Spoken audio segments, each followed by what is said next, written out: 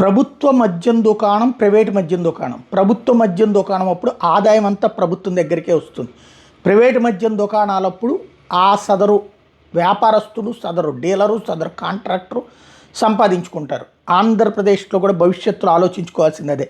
ఇప్పుడు ఏదైతే లిక్కర్ కుంభకోణం విషయంలో అరెస్ట్ అయినటువంటి కేజ్రీవాల్కి సంబంధించి కాగ్ నివేదిక సంచలనం సృష్టిస్తుంది. మద్యం విధానంకి సంబంధించినటువంటి దాంట్లో కేజ్రీవాల్ సర్కార్ అమలు చేసిన కొత్త మద్యం విధానం 2021 వల్ల ఢిల్లీ ప్రభుత్వానికి ఏకంగా 2026 కోట్ల రూపాయల మేర నష్టం వాటిల్లినట్టు కంట్రోలర్ అండ్ డైరెక్టర్ జనరల్ నిగ్గు తేల్చింది. వాస్తవానికి కేంద్ర బడ్జెట్కి ముందు విడుదలవ్వాల్సినటువంటి కాగ్ నివేదికలో లిక్కర్ పాలసీ వివరాలు లీక్ అయినట్టు జాతీయ మీడియా కథనాలు ప్రసారం చేసింది. ఈ పాలసీ ద్వారా నిర్దేశించుకున్న లక్ష్యాలను సాధించడంలో ఆమ్ ఆద్మీ పార్టీ సర్కారు విఫలమైనట్టు కాగ్ స్పష్టం చేసింది.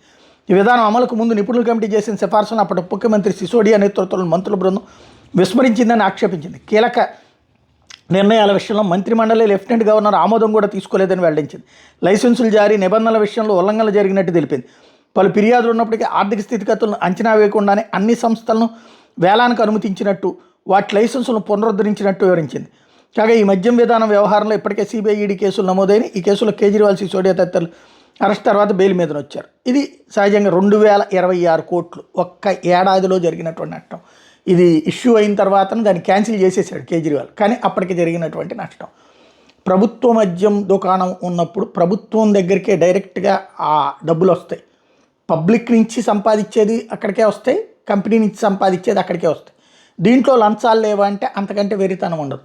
తయారీదారుల నుంచి కమిషన్లు తీసుకుంటారు, బట్ అది 10% అంతకు మించి తీసుకోవడానికి ఏముండదు. కానీ ఇక్కడ ప్రభుత్వానికి ఆదాయం వందలు వేల కోట్లలో ఉంటుంది.